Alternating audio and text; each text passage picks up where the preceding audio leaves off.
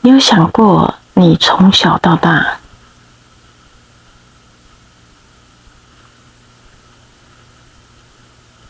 所想的、所看的都是假的吗？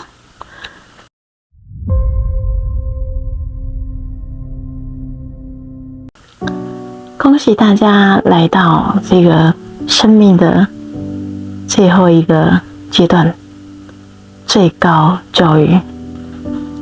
当我们把这些都弄懂了之后，我们就可以出去玩喽。那今天算是一个入学通知世界观。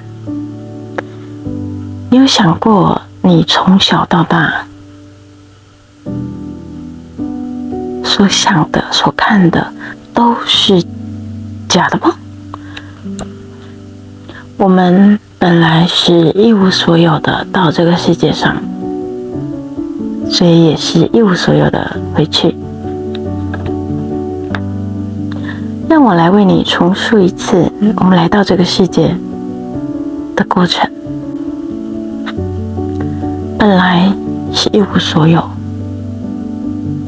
当我们还在这里的时候，我们没有我的概念，我们也没有他的概念，什么都没有，什么都看不见，什么都不是，也什么都是。于是呢，我们说好了，去做一点不一样的事情。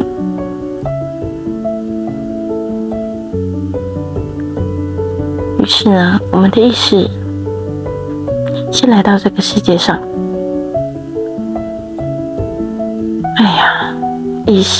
我们的意识先来到这个世界上。来到哪里？这里是哪里？于是我们开始刻画出我们所在的地方，我们所在的方圆，我们开始刻画出来。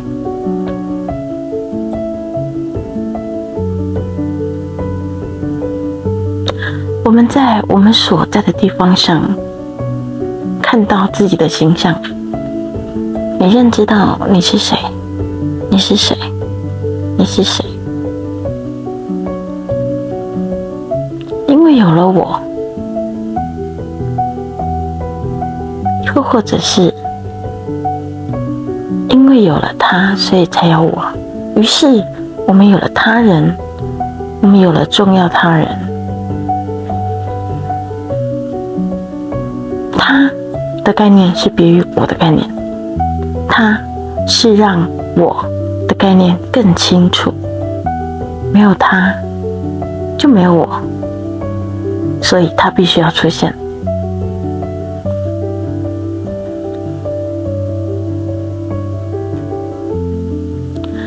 有你，有他，有我，于是我们开始有追求。我们追求物质，我们追求生命，我们追求世界，我们追求感情，我们开始追求自己的。到了一定的程度之后，你就开始追求大家的。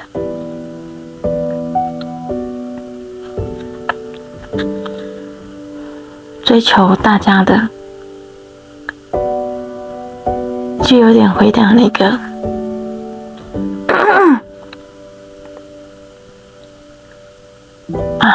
那个还在圆圆的时候的状态。于是你好像又看到了那个以前的自己。是这样吗？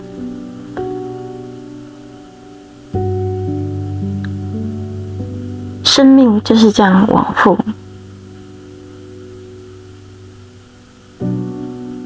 讲完了，我们的世界观就这样。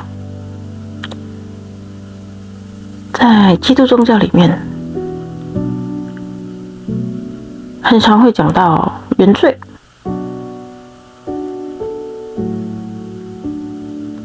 很多人搞不清楚那个原罪的意思。那个原罪啊，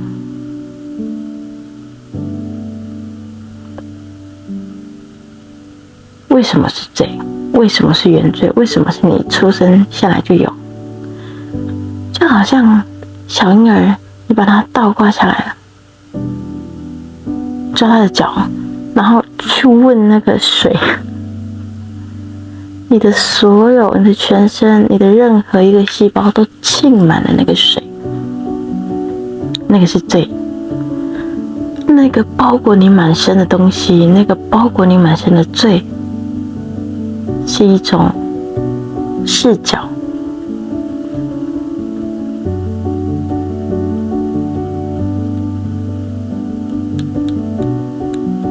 是什么视角？就是你看世界的视角，你看的所有一切，看的都是假的，但是你把它当真的，所以这个是原罪。原罪很严重吗？好像也没那么严重那个是标配，那个是我们与生俱来的标配。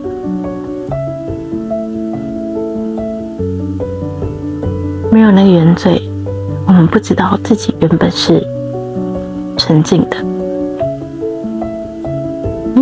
我们再回到刚刚的那个世界观，没有他就没有我，没有你就没有我，为什么？我再换一个通俗一点的讲法。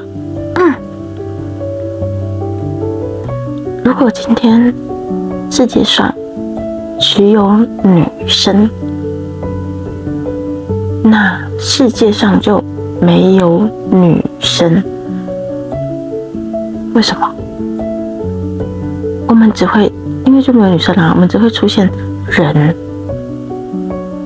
这个分类法，人就都是人，没有差别，可以吗？我们再一次这个概念，如果这个世界只有女生，那就没有女生。我们会都是人，因为我们没有差别，我们没有男女生的概念。好，借由这个概念，然后回到我们刚刚的那个原罪，这样你可以懂了吗？就是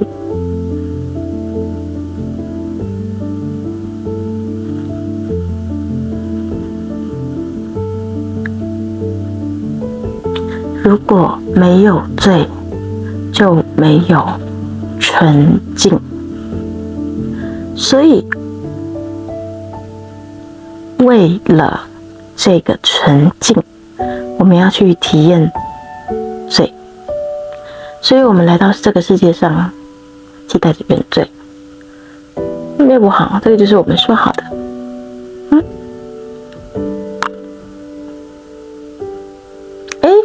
那这样就会问到啦，那我们来这个世界上的目的是什么？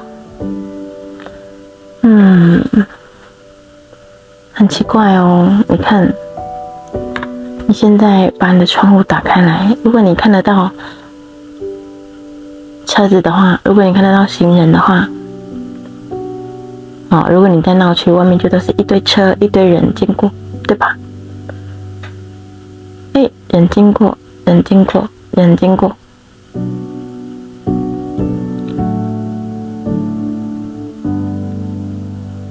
他们要去哪里？不知道，除非你去问。小姐，你要去哪里？先生，你要去哪里？然后想说你问这干嘛？跟你什么事？所以，生命的目的只有你自己知道。也只有你自己能定义。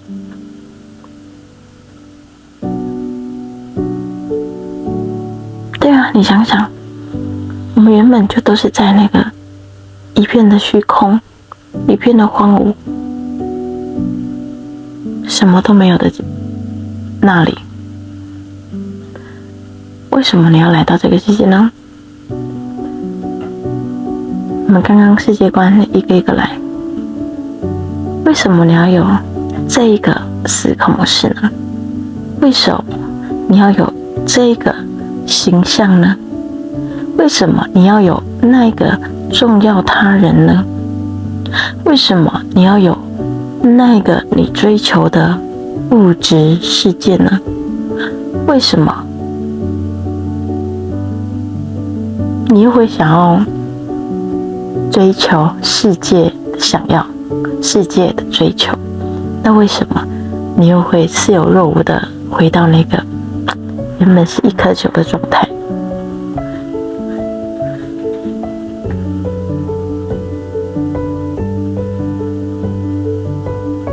今天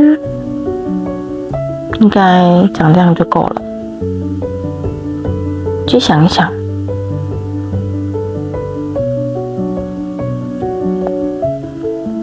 这个世界为什么是假的？又或者是你想想，这个世界为什么是真的？